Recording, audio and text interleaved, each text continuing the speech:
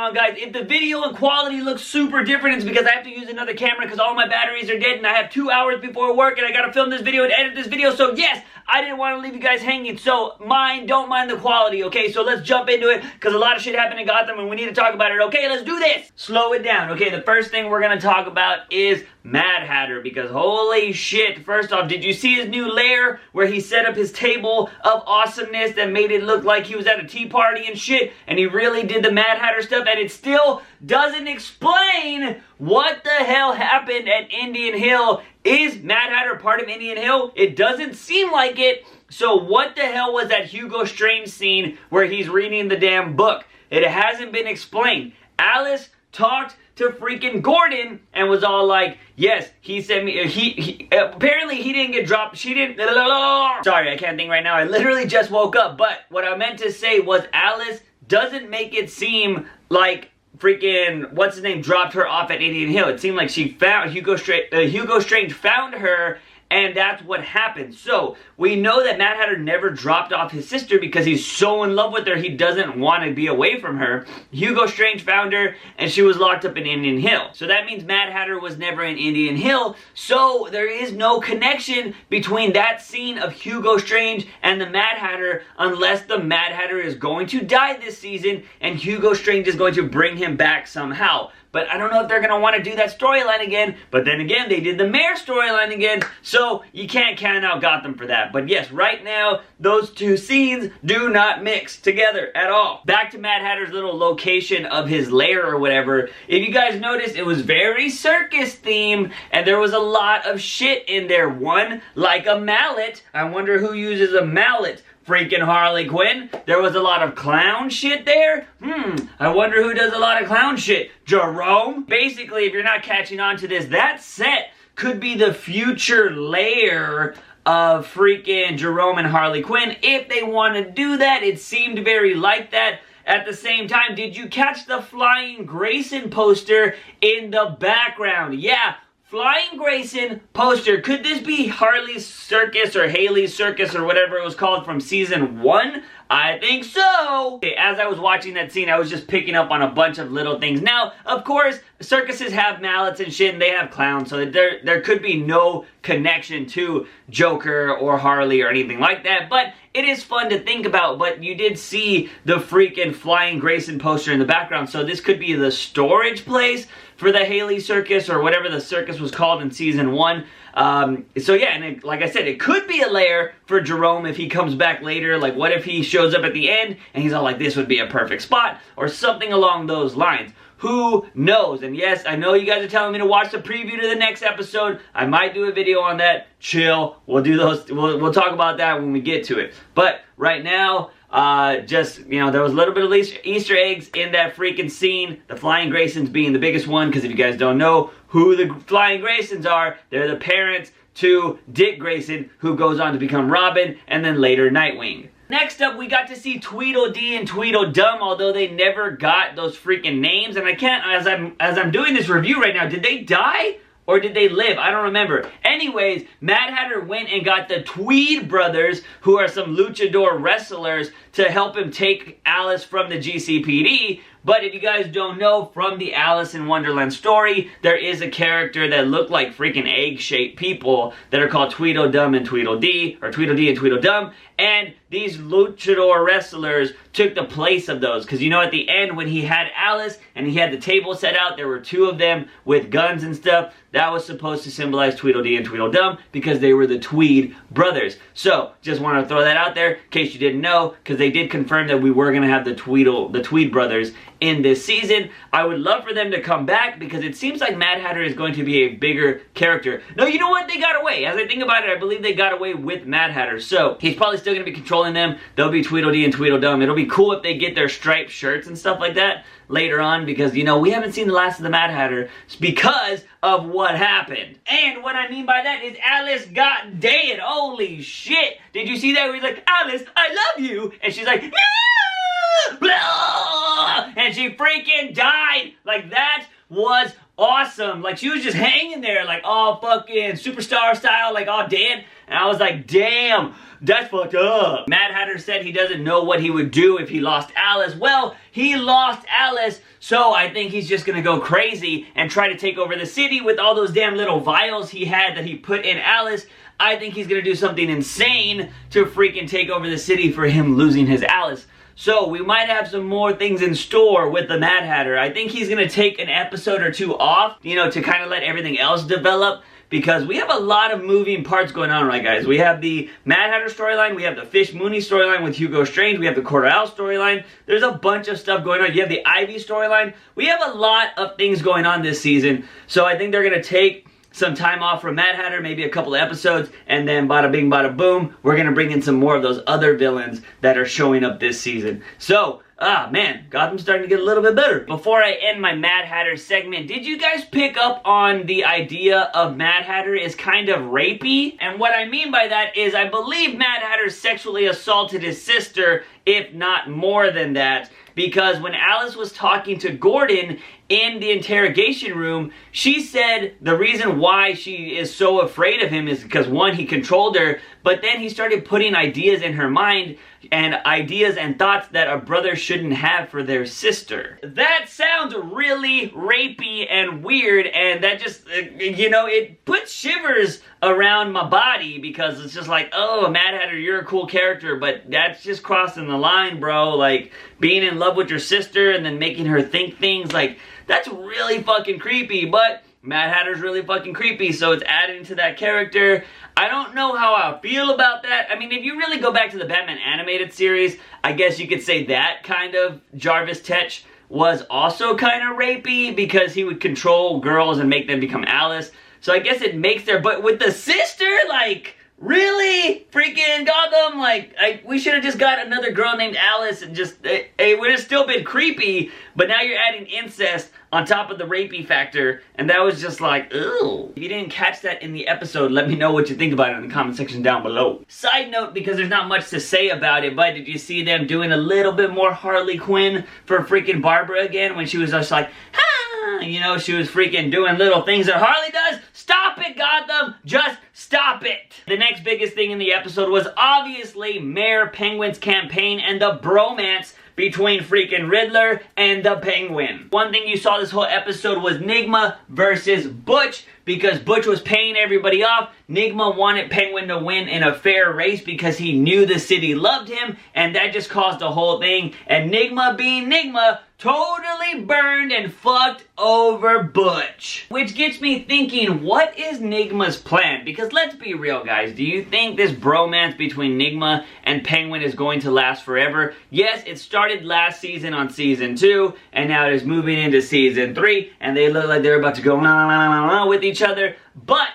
my biggest thing is Nigma. I feel like Nigma has a bigger plan here. He's helping Penguin become the mayor of Gotham, but what is his plan? Why is he helping him so much? Like, I think they're friends, and I mean, they, you know, Penguin showed Nigma his true self, and then they're showing each other them true selves or whatever, so they really help each other, and they got a total bromance going. And I know a lot of you guys are saying Nigma Popplepot, like that's their ship name or some shit. That's a stupid ship name. Like, let's make a better one in the comments. What is the ship name of these two guys? Because it freaking annoys me, Nigma Pop. That just sounds weird. And it's gotta be like cool, like Brangelina. Like, that is awesome. They're not together anymore, but you know what I mean. Anyways, freaking, what is Nigma's deal? And this is interesting. So, I don't think this is gonna happen because, you know, well, I mean, it could. They're already doing the Court of Owls storyline. What if Nigma did, if you guys have read Zack Snyder's freaking Batman comic books, he did a story called 0 Year, and 0 Year was badass because what happened was there was a huge storm that was coming in to Gotham, and then freaking Edward Nigma, the Riddler, took advantage of that storm and took over the whole city. And he took over all the electronics and everything in the city to control the whole city. And it was insane because everybody had to go into hiding and do all of this stuff. And I was like, man, what if Nigma is planning on taking over the whole city somehow just to show how powerful he is? That would be pretty awesome if they did that in Gotham. I don't think they're going to do that because, well, that would be, it wouldn't make sense because the only person to take down Nigma in 0 Year was Batman, and we don't have a Batman. You could obviously replace him with Gordon, but I don't know. I wouldn't mind seeing that. If Gordon finds a way to take down Nigma again, that would be great. Because, you know, technically right now, Gordon is the Batman of this show until Bruce becomes Batman, literally. So, I don't know. But I want to know what you guys think. I think Nigma has a game plan. I don't think he's just helping Penguin to help out Penguin just because they're buds. I feel like he has some underlined plan or riddle going on. What do you think? Let me know. He could just be helping him out, and there could, like, you know, maybe they're gonna fight later on down the line because they don't like what they're doing to the city. I don't really know. Or Butch can expose Nigma somehow down the line, which might be the case because I think this Butch versus Riddler thing is gonna happen for a long time, maybe the rest of the season. But yeah, I do think Nigma has something up his sleeve that Penguin doesn't know about. The next thing up is Bruce Wayne, or I should say, clone Bruce Wayne, freaking being a badass. Did you see him kick everybody's ass? That is what I want to see Bruce become. If you can show me that clone Bruce can be a badass, I want Bruce to be a badass. Send him off to Nanda Parbat or wherever the League of Assassins are and have him train with the League of Assassins, or do the Batman animated series route and have him go train with the old Dojo Master and have him become badass. Like, do something like that so I can have badass Bruce Wayne in Gotham. I don't need Batman. I just want badass Bruce Wayne. And if a clone can do it, don't tell me my boy can't do it himself, okay? Anyways, we saw clone Bruce save Selina from the bad guys, and then he got a little smooch after she freaking sewed up his cut. And man, how are you gonna be smooching Selina? Man, that was a dick move, clone Bruce. Dick move. You totally knew that it was all Bruce Wayne's girl, and you're gonna come in and freaking steal a smooch? You just broke the bro code, dude. That is fucked up. If you don't know the bro code, you don't go after girls that your boys like and are in love with. That's just fucked up. Anyways, we saw that Bruce end up finding clone Bruce. They have a little conversation, and he says, you know what? You and Selina don't gotta worry about me anymore because I don't belong in Gotham. He jumps off a fucking building, survives all Luke Cage style, and he just takes off, and we see at the end of the episode, the motherfucking Court of Owls pick his ass up, and they were like, you could be whoever you want to be. You want to be Bruce Wayne? You want to be somebody else? We can make you anything you want. We can kind of, you know, we're your parents and shit, because we've been looking for you forever, you stupid little bitch. And then Talon freaking drug clone Bruce Wayne, and bada bing, bada boom, first theory, or second theory if you count the whole freaking Gordon and Vicky Vale hooking up or whatever. Not Vicky Vale, Valerie Vale. You know, they hook it up. Second freaking prediction that we have made has come true, guys. Like I said, I had a strong feeling that the Court of Owls was going to take this Bruce and they were going to use this Bruce to their advantage. So now, more than likely, they're going to mold him into becoming Bruce Wayne so he could take place over Wayne Enterprises, and that is going to cause problems for our real Bruce Wayne, which could have him go off and train somehow at the end of the season. Depending on what they want to do with this clone Bruce, it would be really interesting if, you know, they build him up to become the new Bruce Wayne. He takes over Wayne Enterprises, and Bruce is like, I don't know what to do. What are we supposed to do, Alfred? And then they take off like they do at every end of every season. Or maybe they take off mid-season and they go and start to train somewhere else where nobody's going to know about them. That would be awesome. I don't think that's going to happen because Gotham totally lets me down all the time with that. I think that Court of Owls are going to start training this Bruce Wayne to be a weapon, obviously, somehow. He already knows how to fight. They're probably going to show him to fight even better. And then they're going to use him to become Bruce Wayne so they don't have to worry about Bruce Wayne snooping around anymore and doing all of that kind of shit. So, prediction, true. Although I would normally end a video on a theory coming true, I need to talk about something because a lot of you guys tweeted me about it, and I kind of need to kill this before it gets any bigger. I mean, you can think your own theories, but I do want to throw out some important information. When Barnes at the end of the episode got infected by the blood because of Alice, for some reason their cleanup crew in Gotham sucks because, you know, if you take a body off of a damn pole, you want to clean the pole so there's no blood dripping down, right, bitches? But I guess they don't know how to do that in Gotham. That's probably why it's so dirty there. I don't know. But what for freaking this whole thing is Barnes gets the blood in his eye all 28 days later style, and that causes his face to get veins and shit. And this is where everybody thought Barnes was gonna become Bane. And I don't see that happening, guys. I do not think Barnes is going to be Bane, because that would be, first off, I think that would be something that would have been leaked somehow if they were like, oh, Bane's gonna be in this episode. Because they told us we were gonna get Solomon Grundy, that we were gonna get Killer Croc, that we're gonna get a proto Harley Quinn, that freaking Jerome, like, Gotham is terrible at keeping secrets. And them keeping Bane would be that would be shocking, but I have a feeling that that's not true. Another thing is, do not forget that Bane is not turned into Bane by blood. Bane is turned into Bane by venom. And if you remember from season 1, there was an episode where people were taking a drug called Viper, and the Viper drug is the formula before it becomes venom. And when it becomes venom, that is what creates Bane. So I don't think they're going to change a storyline to have somebody become Bane through blood when they already had an episode about the Viper drug. They're just going to have somebody create the Viper drug and make it into the venom. So I don't see that changing, guys. And I know a lot of you guys are like, it's Bane!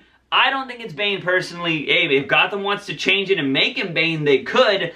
I just don't see him becoming Bane. And he's not going to be Solomon Grundy, because Gotham said that Solomon Grundy is going to be somebody that we haven't met before. We've already met Barnes, so it won't be Barnes. So I have no idea what they're going to do with Barnes. I don't know what he's going to turn into, but it's going to be pretty interesting to see what happens. I just wanted to clear that up. I don't think he's going to be Bane because of the Viper freaking drug that was in season 1. Remember, guys, let me know what you thought about this episode. Did you think that Mad Hatter was kind of rapey? What do you think's gonna happen to Barnes? And how do you like, come up with a name for the damn Nigma, Cobblepot, romance, bromance, name, ship thing. I just don't like the Nigma Cobblepot thing. It just sounds weird. Anyways, let me know in the comment sections down below. Guys and gals, if you like this video, give it a thumbs up and share it with all your buddies. Don't forget to hit that subscribe button for all things nerdy and geeky on this channel. As always, guys, I am your host, JUICEbox. Remember, when you wake up in the morning, ask yourself something. If I have a daily dose of juice, see you guys next time.